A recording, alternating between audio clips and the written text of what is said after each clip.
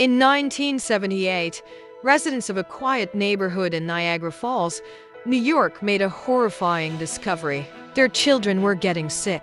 Birth defects were common. Miscarriages happened frequently. The playground turned black when it rained. They lived on top of 21,000 tons of toxic waste.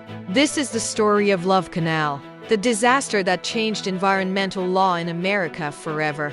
Love Canal started as a dream in the 1890s. Entrepreneur William Love wanted to build a canal connecting the upper and lower Niagara River. He dug a mile-long trench. Then his funding dried up. The project died. The abandoned canal sat empty for decades. In the 1940s, Hooker Chemical Company bought the site. They used it as a dump.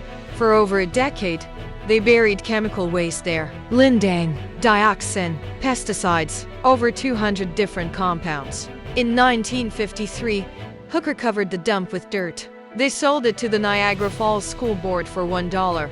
The deed included a warning about the buried chemicals. The school board ignored it. They built an elementary school directly on top of the waste site. Developers built homes around it. By the 1970s, over 800 families lived there. They had no idea what lay beneath their feet. Lois Gibbs lived on 99th Street. Her son Michael attended the elementary school. He developed epilepsy, asthma, and immune disorders. Other parents reported similar problems. In 1976, heavy rains hit the area. Chemicals began surfacing in yards and basements.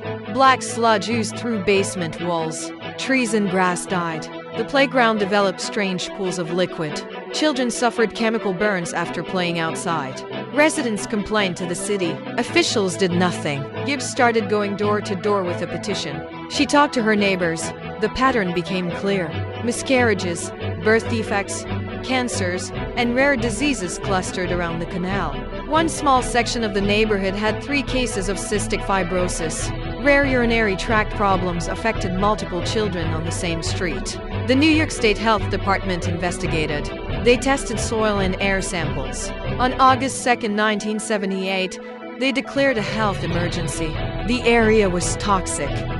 Governor Hugh Carey recommended evacuation, but only for pregnant women and children under 2. Only from the homes closest to the canal. Lois Gibbs fought back. She formed the Love Canal Homeowners Association. They organized protests. They blocked roads. They staged sit-ins at government offices to demand action. The media picked up the story. National coverage put pressure on officials. President Jimmy Carter declared a federal emergency in 1978. It was the first time a federal emergency was declared for something other than a natural disaster. The government relocated 239 families from the inner ring, but 700 families still lived in the outer areas. They were told they were safe. Testing showed they were not. The residents kept fighting. In 1980, an EPA study found chromosome damage in Love Canal residents. President Carter declared a second emergency. The government agreed to relocate all remaining families who wanted to leave. Over 800 families were permanently relocated. The government spent over $275 million on cleanup and relocation.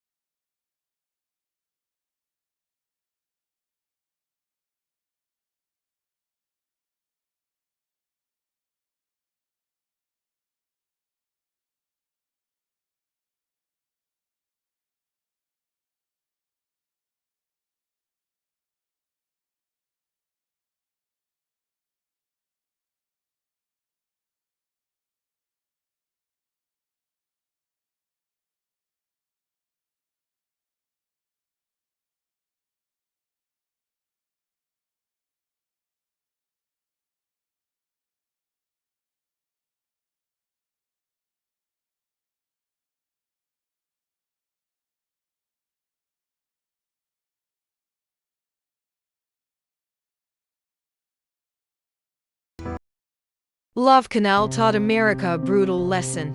Corporations buried their mistakes. Governments ignored warnings. Residents paid the price with their health and their homes. But those residents fought back. They refused to accept official dismissals. They organized. They documented evidence. They demanded action. Their fight created the legal framework that protects communities today. When companies dump toxic waste, they can be held accountable. When disasters happen, federal resources can respond. Love Canal residents turn their tragedy into lasting change. The neighborhood is quiet now. Grass grows where the school once stood. But the lesson remains. When people demand accountability, systems can change, even when those systems failed them first.